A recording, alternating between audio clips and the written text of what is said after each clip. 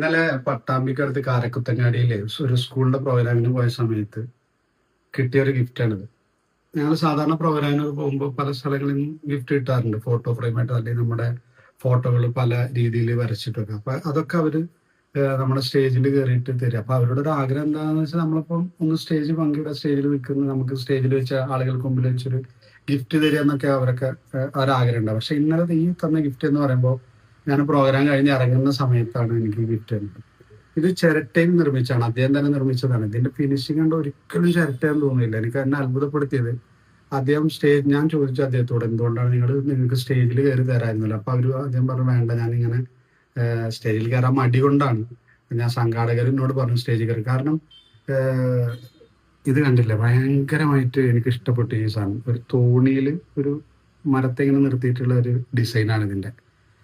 അപ്പോൾ എനിക്കിതൊന്ന് വീഡിയോ ആയിട്ട് പോസ്റ്റ് ചെയ്യാൻ തോന്നി. കാരണം അദ്ദേഹം സ്റ്റേജിൽ കയറാൻ സംഘാടകർ പറഞ്ഞിട്ട് പോലും അദ്ദേഹം സ്റ്റേജിൽ കയറിയില്ല എന്നുള്ളതാണ്.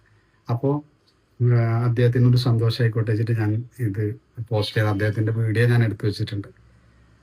ചിരട്ട കൊണ്ട് പല ഗിഫ്റ്റുകളും പല സംഭവങ്ങളും ഞാൻ കണ്ടിട്ടുണ്ട്. പക്ഷെ ഇത് എന്നെ ഭയങ്കരമായിട്ട് അത്ഭുതപ്പെടുത്തി. കാരണം ഇതിന്റെ ഫിനിഷിങ് കാണുമ്പോൾ ഒരിക്കലും നമുക്ക് തോന്നുന്നില്ല ഇതൊരു ചിരട്ട കൊണ്ട് നിർമ്മിച്ച അത്ര ഫിനിഷിങ് ഉണ്ട്. എന്തായാലും ആ കലാകാരന് ഒരു ബിഗ് സല്യൂട്ട്. അദ്ദേഹത്തിന്റെ വീഡിയോ ഞാൻ ഇതിൽ ഉൾപ്പെടുത്തുന്നുണ്ട്. അപ്പൊ ലൈക്ക് ചെയ്യേണ്ടത് അദ്ദേഹത്തിന് വേണ്ടി എല്ലാവരും ഒന്ന് ലൈക്ക് ചെയ്യാം.